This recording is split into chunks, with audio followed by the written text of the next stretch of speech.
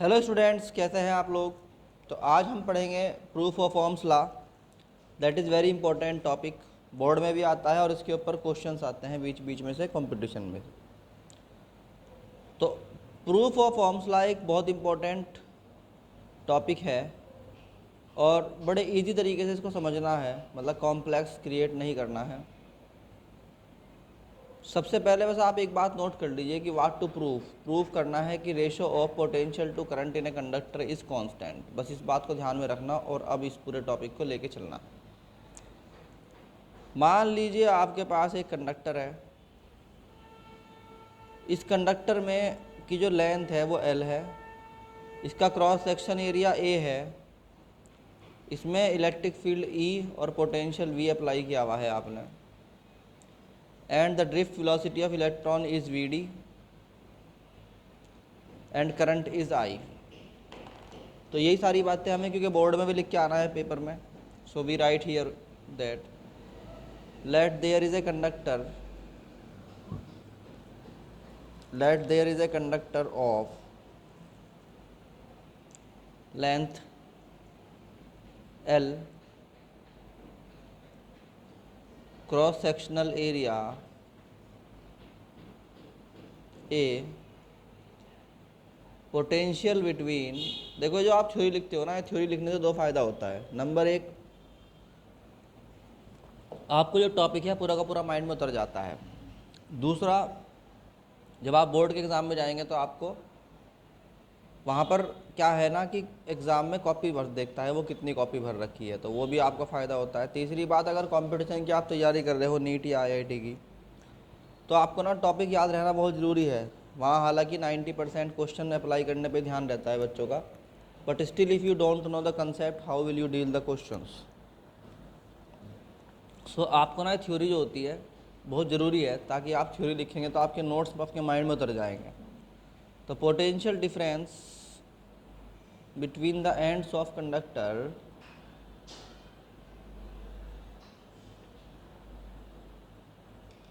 is V।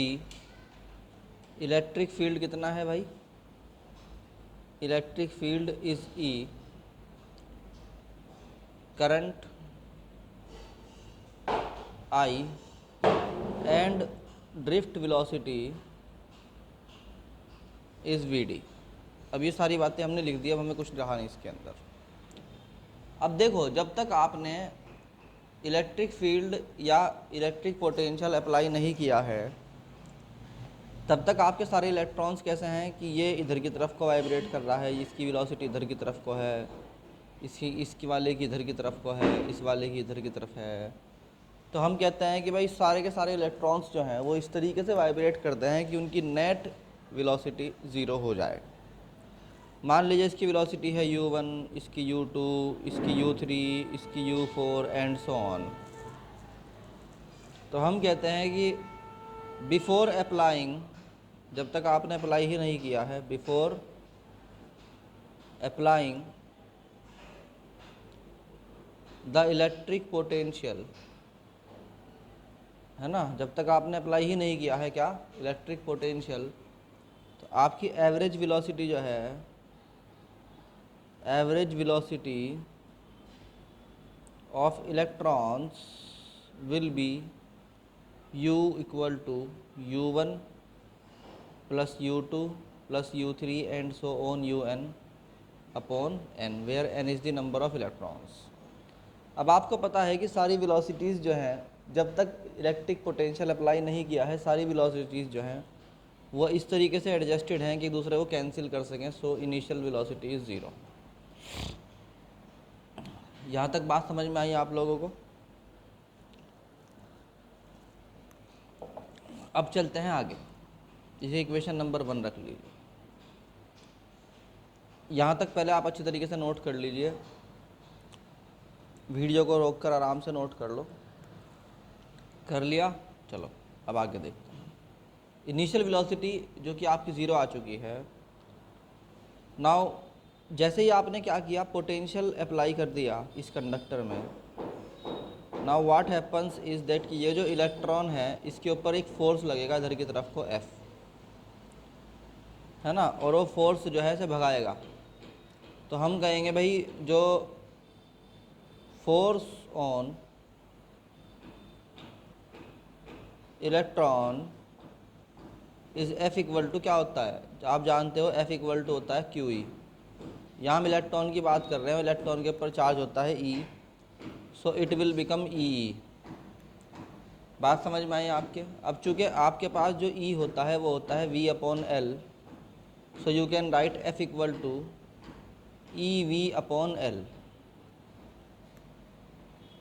अब E F बराबर तो ई वी अपॉन एल आ गया। As you know according to Newton second law F equal to क्या होता है एम में। इक्वेशन नंबर सिर्फ 2 मान लो, इसे इक्वेशन नंबर 3 मान लो।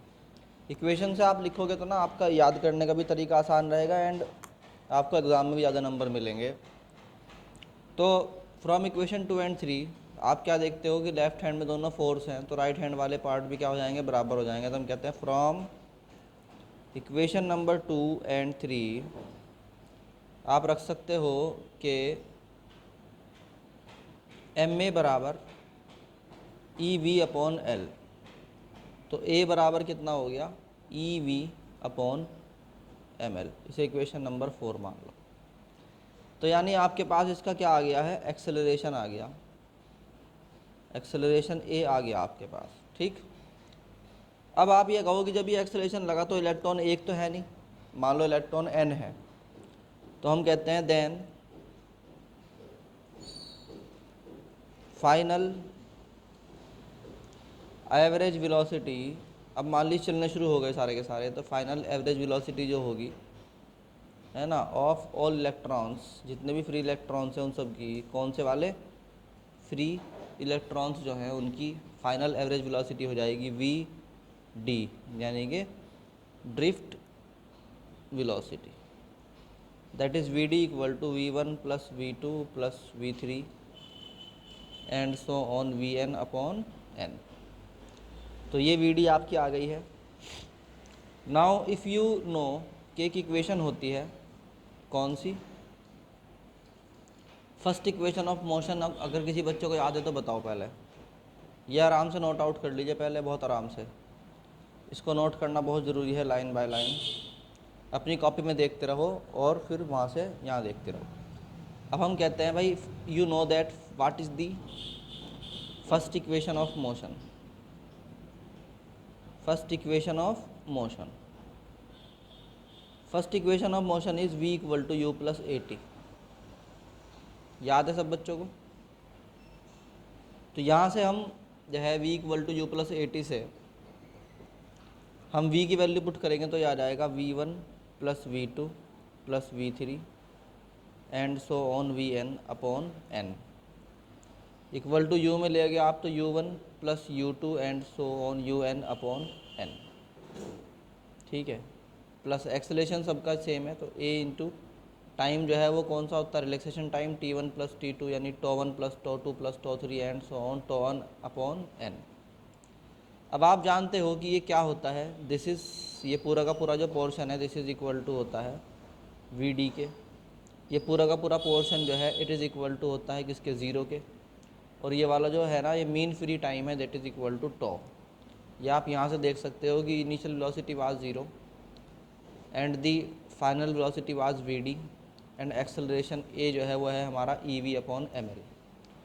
सो अगर आप यहाँ पर सारी वैल्यू पुट करें तो वी डी बराबर आ जाएगा 0 plus E V tau upon M L. तो यहाँ से आपको वी डी का फॉर्मूला मिल गया कि वी डी बराबर होता है E V tau upon M L. It is equation number 6। यहाँ तक सब बच्चों को समझ में आ गया।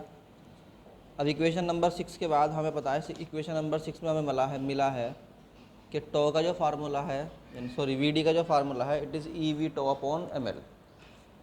नाउ वी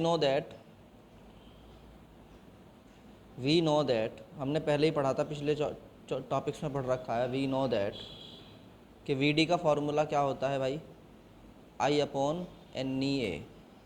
जिसको नहीं पता ना, वो एक बार ड्रिफ्ट वेलोसिटी वाला मेरा जो है वीडियो देख ले, उससे पता लग जाएगा। तो इक्वेशन नंबर 7 हो गई, इक्वेशन नंबर 7। अब इक्वेशन नंबर 7 में और 6 में क्या है, दोनों EVD के वैल्यूज़ हैं। तो इन दोनों VD की वैल्यूज़ को क्या रखते हैं, फ्रॉम इक्वेशन नंबर, आपने उतार ही लिया है इसलिए मैं आपको दोबारा नहीं दिखाऊंगा। तो from equation number 6 and 7 VD का वहाँ पर वैल्यू क्या आया था, EV टो अपॉन ML आया था। यहाँ पे क्या आया है, I अपॉन NEA। ये दोनों VD की वैल्यूज़ हैं, हमने दोनों को एक दूसरे के सामने रख दिया। भाई अभी इक्वेशन नंबर 6 में लिखवाया था ना मैंने आपको कि VD बराबर EV टो अपॉन ML है, अभी तो लिखवाया था ना मैंने 2 मिनट पहले। तो वहाँ से आपने दोनों को बराबर रख दिया, नाउ इट बिकम दिस, ये दोनों दूसरे के बराबर आ गए।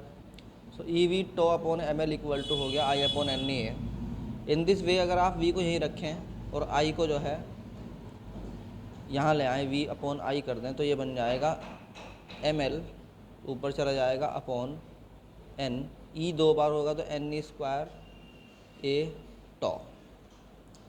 ये जो है आपका इक्वेशन नंबर कितना आ गया, 8। अब यहाँ देखिए आप, mass of electron M is the mass of electron, ठीक, जो कि पहले नहीं लिखा था। L is the length of conductor, N is the number of electron per unit volume, E is the charge of electron, A is the cross section area and tau is the relaxation time. ये सब के सब क्या हैं, constant हैं, they are all constant. So V upon I is also constant. यहाँ आपका जो है ओम्स लॉ क्या हो गया, प्रूव्ड। ठीक है, ये ओम्स लॉ आपका क्या हो गया, प्रूव हो गया। अब इसे नोट कर लीजिए। तो हम कह सकते हैं हैंस प्रूव्ड, ये भी लिख सकते हैं। तो यहाँ से एक फॉर्मूला आपको निकल के आया है। सो एज वी नो कि V अपॉन I तो अकॉर्डिंग टू ओम्स लॉ किसके बराबर था, रेजिस्टेंस के। तो रेजिस्टेंस का आपके पास एक नया फार्मूला आ गया, that is ML upon NE square A टॉ। ये रेजिस्टेंस का नया फार्मूला है, इसे याद कर लो।